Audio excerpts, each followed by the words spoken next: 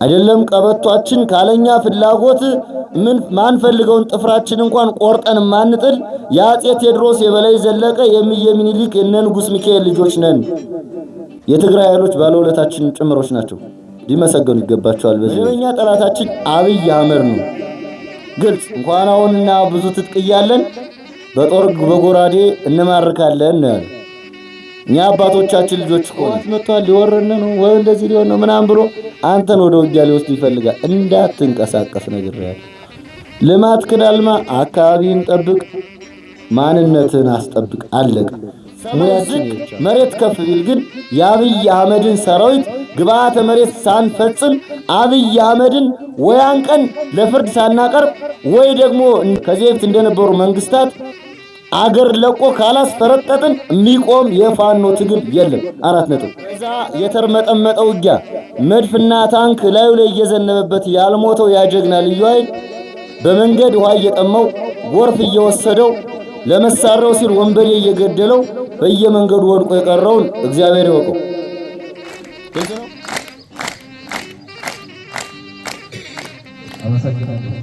ማህበረሰቡ መሳሪያውን የገዛው የመጀመሪያ በረቱን ሊጠብቅበት ነው አይደል? ሚስቱን ርስቱን በረቱን ሊጠብቅበት ነው። ከዛ በመቀጠል አካባቢውን ሰላምና ደህንነቱን ሊያስከብርበት ነው። ከዛ አለፍ ሲል ደግሞ በማንነቱ በሀገሩ በእምነቱ የመጣበትን ጠላት አሳፍሮ ሊመልስበት ነው። ከዛ ውጭ ቁንጫ ለማስላስ የተገዛ መሳሪያ የለም ማለት ነው። ግልጽ ነው። ይህንን ምክንያት በማድረግ እናንተ አባቶቻችን ትግል ያስተማራችሁንን ሀገር እንደ ሀገር አጥንታችሁ ከጣሊያን ወረራ በፊት እንግሊዝም ሲወረን ድርቡሽም ሲወረን በበልጂክና በዲሞፍተር ጠላትን እያሳፈሩ ሀገር ያስረከቡን አባቶቻችን አደራ እናንተም አገር አስከብራችሁ የጠበቃችሁን አደራ ተቀብለን ሀገራችን ባህላችን ትውፊታችን ማንነታችን እምነታችን ለመጠበቅ የአብይ አህመድ ስርዓት የመጀመሪያ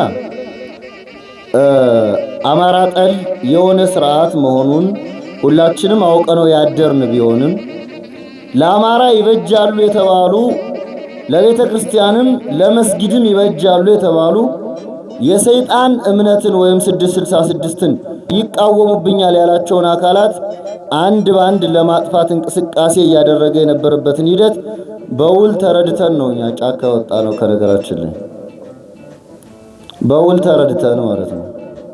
ያ ማለት ከዛ በፊትም እኮ እኛ የሱ አስከር ወታደሮችም ነበርን እኮ። እውነት ሲገባን ግን እሱን ተቃውመን አፈሙዝ አንስተን እየተፋለምነው ነው ያለነው። ለማስታወስ ያክል ጠፍቷቸው አይደለም፣ እንዲያው ለማስታወስ ያክል ምን ተበድለን ጫካ እንደወጣን ለማስታወስ ያክል የማህበረሰብ ምን ዋጋ እየከፈለ እንደሆነ ለማስታወስ ያክል ያን ጀግና የአማራ ልዩ ኃይል ማንነቱን ያስመለሰ ልዩ ኃይል የሱን ስልጣን መጠበቂያ አድርጎ መጨረሻ ላይ የመለሰበትን ሂደት አይታችኋል። በየመንደራችን እየለመነ ባስ እያቀረበ ለውጊያ እየቀሰቀሰ የናስረስን ሙዚቃ ቀረርቶ እየከፈተ የወሰደ ወንድሞቻችንን በአግባቡ መልሶ ያልሰጠን ብልጽግና ማለት ነው።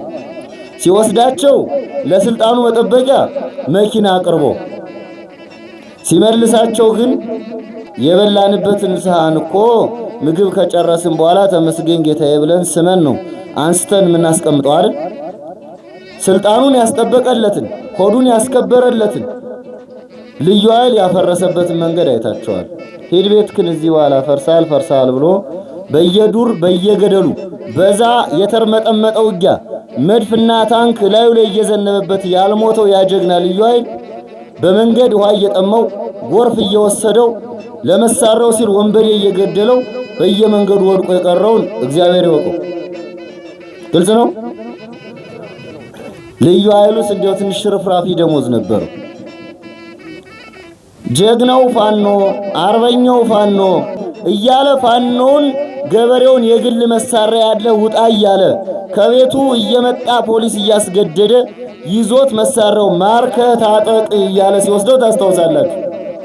ለማገዶ ስንት ወንድሞቻችን በዚች በሰቆጣ ግንባር ሄደው እንዳለቁ ምናውቀው ነን። የዚህ አካባቢ ሰው እንኳን እኛ በነበርንባቸው ግንባሮች አማራ ሆኖ በሚሊሻ በገበሬ መሳሪያ ያለ ተብሎ በየአካባቢው የአብይ አህመድ ወንበር ለማስጠበቅ ሲባል ያለቀውን አርሶ አደርና ፋኖ እኛን የምናውቀው በወቅቱ የነበርነው። እንደዛም ሆኖ አብይ አህመድ ውለታውን በምን መለሰልን? ልዩ ኃይሉን በማፍረስ ፋኖን ናትጥቅ መጀመሪያ ማርከታጠቅ ያለውን ጥቁር ክላሽ እሱ አንጠባጥቦት የሮጠውን መልሶ አንገቱን እያነቀ የማረከውን ፋኖ ጥቁር ክላሽ የመንግስት ነውና መልስ አለው ማለት ነው። እግዚአብሔር ያሳያችሁ። በ10 አለቃ ብርሃኑ ጁላ አማካኝነት አማራ አይደለም ትጥቁን ቀበቶውን እናስፈታዋለን አለ። እኛ ደግሞ የአባቶቻችን ልጆች ነን። አይደለም ቀበቷችን ካለኛ ፍላጎት ማን ፈልገውን ጥፍራችን እንኳን ቆርጠን ማንጥል የአፄ ቴዎድሮስ የበላይ ዘለቀ የሚየ ምኒልክ የነ ንጉስ ሚካኤል ልጆች ነን። ማንም የአማራን ትጥቅ አያስፈታውም ብለን የወጣን የነጻነት ታጋዮች በነጻ የምንታገል አርበኞች የእናንተ ልጆች ነን ማለት ነው። ግልጽ ነው። ከዚህ ወደ ደቡብ ወሎ አካባቢ አባይ አካባቢ ያለ ከመካነ ሰላም ወደዚህ ማለት ነው። እንግዲህ እዛ ውስጥ ፋኖ ይደበቃል ማለት ዘበት ነው። ገዳሙን መተውና ሴት መነኮሳት እንደ ጉድ አለቁ ማለት ነው። መነኩሴ ሕፃን፣ ትልቅ ትንሽ፣ ሽማግሌ፣ ጤና ያለው ጤና የሌለው ማይለይ ነው። እዚህ ላችኋል ዋሻ አካባቢ ጤና የሌለውን ሰውዬ ሲገሉት ማንንም አይመርጥልም። ይሄን ወቅ አይመርጥልም። እንዲያው በሞት ያፈርሰውን ጋሸ ብትለው ነገር በሰራለት ሰርተ ከተጠቀመበት በኋላ መጨረሻ ላይ ገሎ ነው የሚሄድ። ይሄን ወቅ ምክንያቱም አማራ ነህ። አረ እንዲያው መሳሪያን ቀብሬ ነው መኖር መሳሪያን ቀብራለሁ በል። መሳሪያውን በቀበርከው መሳሪያ የቀበርክበት እንኳን ሳይታወቅ አንተም ትቀበራታለህ። ይሄን ነው የሚሰራ አብይ። ይሄን ነው የሚያደርግ አብይ ወታደር እያያችሁት ስለሆነ ማለት ነው። የሚወረውረው ሞርተር እንኳን ወዴት እንደሚወረውር የማያውቅ ወታደር እኮ ነው ያለው። ህዝብ ላይ ቤት ላይ የሚጥል ማለት ነው።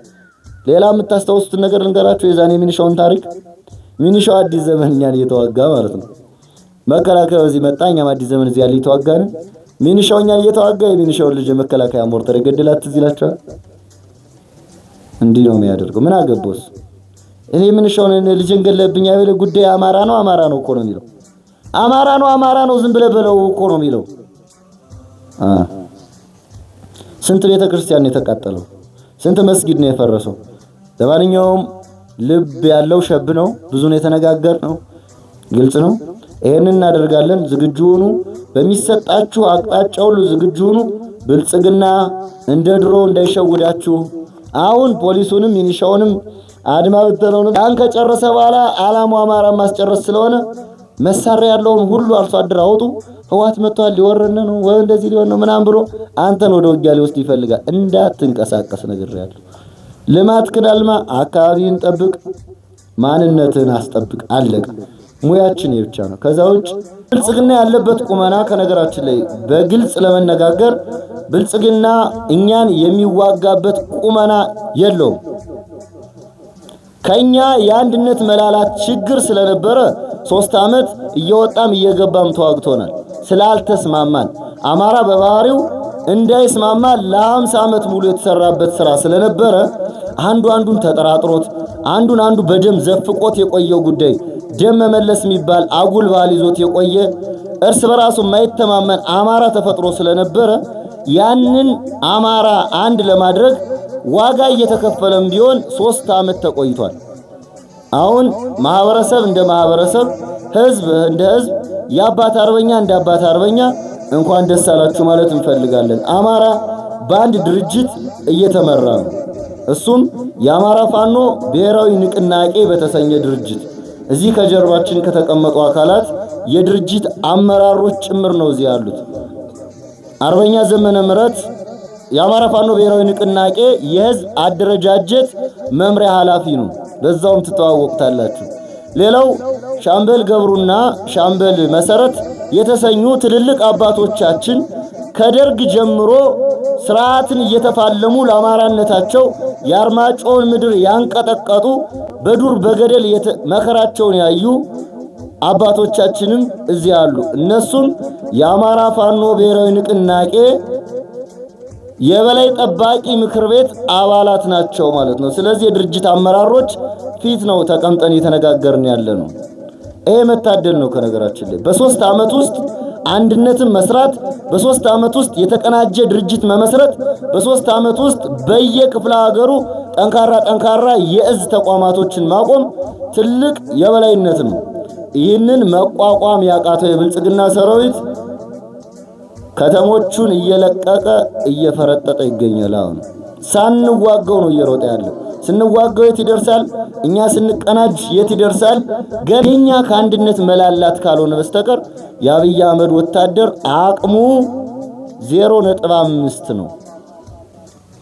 በእኛ ውስጥ ተቸግረን የቆየነው እናንተም እኛም ሁላችን እንደምናውቀው አወጣጣችን የተለያየ ሆነና በፋኖ ውስጥ አንዳንዱ ፋኖ አንዳንዱ ደግሞ ፋኖ መሳይ እንሽላሊት ሆኖ ያስቸገረን ነበር።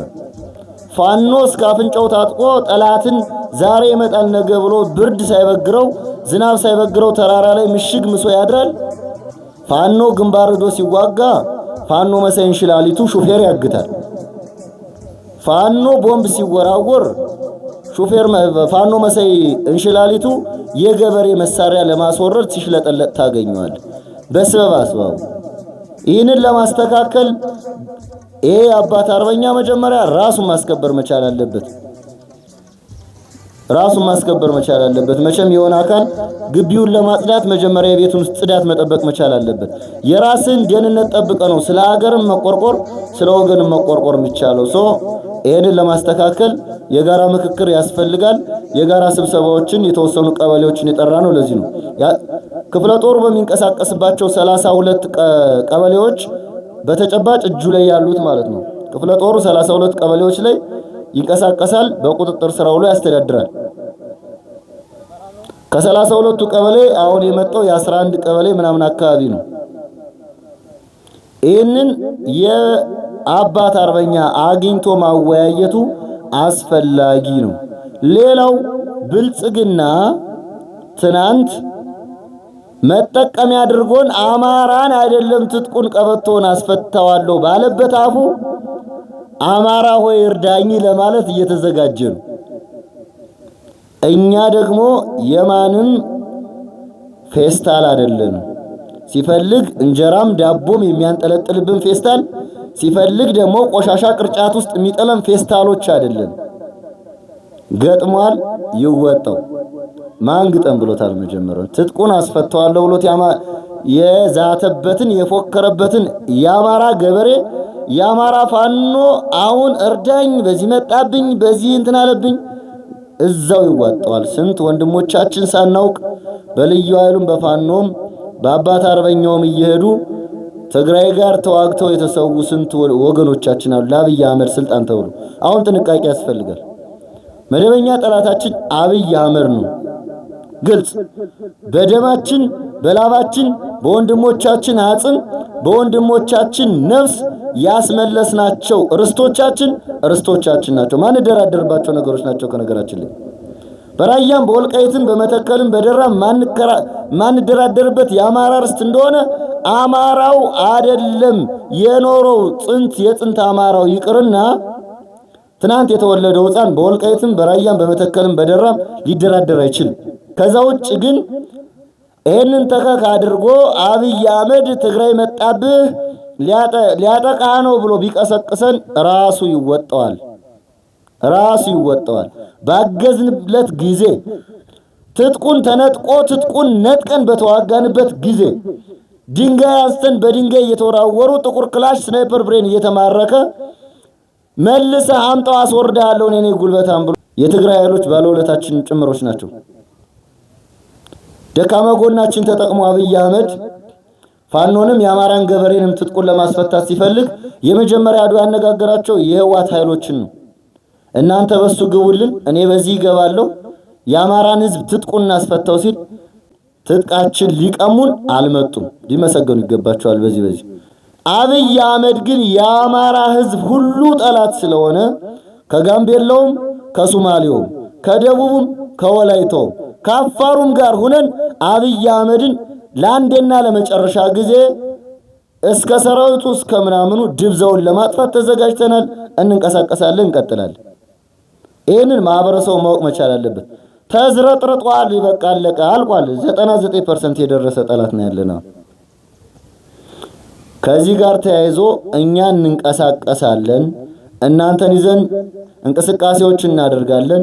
ስንንቀሳቀስ ግን 4 ኪሎ ተንጠልጥሎ ወደ ለመግባት ብቻ አይደለም። የኛ 4 ኪሎ መጀመሪያ ማህበረሰባችን በሰላም ውሎ መግባት መቻል አለበት። ማህበረሰባችን በሰላም ማልማት መቻል አለበት። በሀብት መበልጸግ መቻል አለበት። በልማት መበልጸግ መቻል አለበት። ይህን ለማድረግ ደግሞ መጀመሪያ የራሱን ሰላም ማስከበር መቻል አለበት። ሳትበላ ትዋጋም አይደል? ይሄ አርሶ አደር ስላለ ነው እኛም በልተን ሁሉም አርሶ አደሩን በልቶ የሚታገለው። ማንም ያውቀው እውነት ነው። ከምንም ከማንም አምተናም በላም የአርሶ አደርን እህል ነው መንበለው። ስለዚህ አርሶ አደሩ በሰላም ውሎ እንዲገባ በሰላም አልምቶ እንዲመለስ ደግሞ ማድረግ የኛ ፈንታ ነው። የኛ ፈንታ እሱ ከሆነ ማህበረሰቡ ማደራጀት፣ የያዘው መሳሪያ ቀየውን ጎጡን እንዲጠብቅበት ከሌባ ከሰላቶ ባንዳ እንዲጠብቅበት ማደራጀት ግዴታችን ነው። ይህ አደረጃጀት ይቀጥላል። ከነገራችን የተገናኘንበት ዋነኛ ምክንያት ይህ ነው፣ ይቀጥላል። ከዛ ውጭ ሂደን ስብሰባ ተሰብስበናል። ገበያ መዋያ የለንም፣ መኖሪያም የለህም። አማራ ነህ፣ መኖሪያ አይኖርህም። ከነገራችን ላይ ጭራሽ ወጥተህ ማትመክተው ከሆነ አይደለም ገበያ ውሎ ለመመለስ መኖሪያ የለህም። አለቀ፣ መኖሪያ የለህም። ይሄንን ወቅ ትዝብት ነው ትርፉ። ከነገራችን ላይ አብዛኛውን ትዝብት ነው ትርፉ እንጂ ለብልጽግና አገብግቦ ለብልጽግና አሽቃብጦ የሚሸነፍ ፋኖ አለ ማለት ጭራሽ ፀሐይ ወጣ አጠልቅም ማለት ነው። አለቀ። ፋኖ በአብይ አህመድ ሰራዊት ይሸነፋል ማለት እንዲያው አንድኛውን ጭራሽ ጨለማው ነው ይቀራል ማለት ነው። አለቀ። ይህ ተፈጥሮ ነው አይደል? ፀሐይ እንደወጣው ሁሉ ይገባል አይደል? ፋኖ ደግሞ ያሸንፋል። ተፈጥሮ ነው። በቃ አለቀ። ትጥቅ አይደለም፣ ታንክ አይደለም፣ መድፍ አይደለም፣ ጨዋታው ልብ ነው። ዋናው ልብ ነው። እያንጠባጠበው ነው ገደል የሚገባ። ስንወጣ ስንት ነበርኛ እዚህ ሚካኤል ደርስ ስታውቁን ድሽቃውን እስከ ምናምኑ ስናራግፈው ስንት የነበር ነው? ስንት መሳሪያ ነው የነበር?